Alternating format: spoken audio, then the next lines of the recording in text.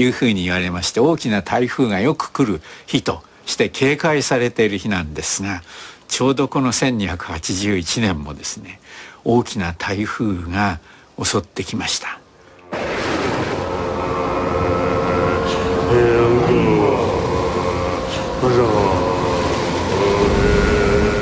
The Mongols could not land. The Mongols could not find a friendly harbour. The Mongols had to sit there and experience the wind and the waves and the ships smashing against each other. Some sources speak of casualties approaching 90% in some of the contingents of the Korean or Mongol armies.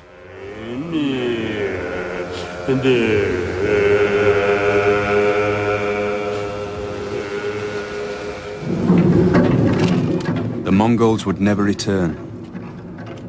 Having beaten off this terrifying enemy, the Japanese would come to venerate their swords. For the next 500 years, the Japanese prized them over all other weapons.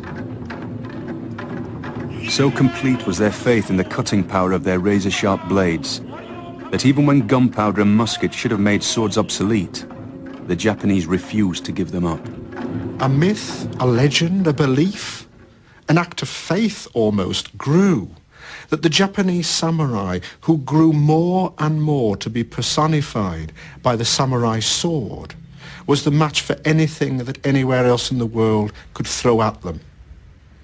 The arrival of the Europeans in the 16th century, bringing muskets that fired bullets, they were withstood.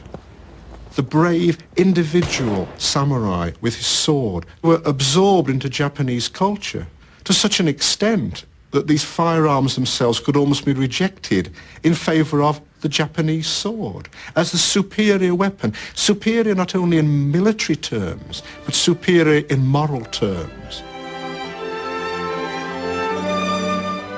But the samurai spirit had a darker legacy.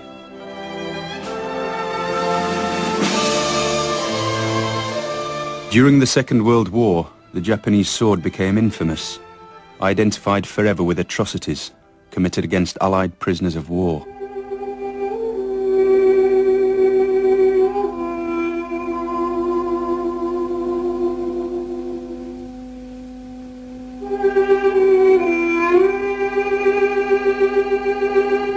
Probably the most active use of the Japanese sword during the Second World War was beheading Allied prisoners.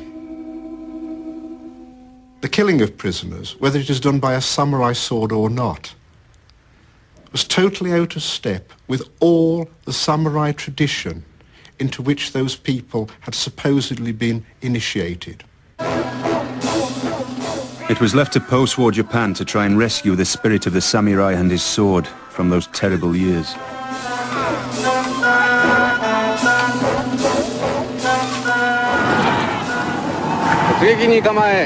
For the great film director, Akira Kurosawa, they are as potent a part of Japanese myth as cowboy films are to America.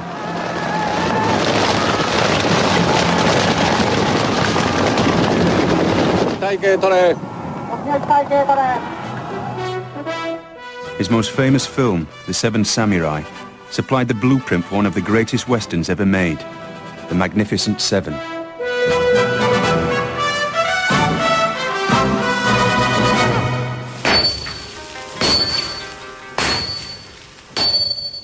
The samurai sword may no longer be used in anger, but it lives on as a collectible work of craftsmanship and for use in the martial arts. Strictly controlled by the Japanese government in terms of number and quality, they are still made with the same reverence as the swords that won the Battle of Hakata Bay.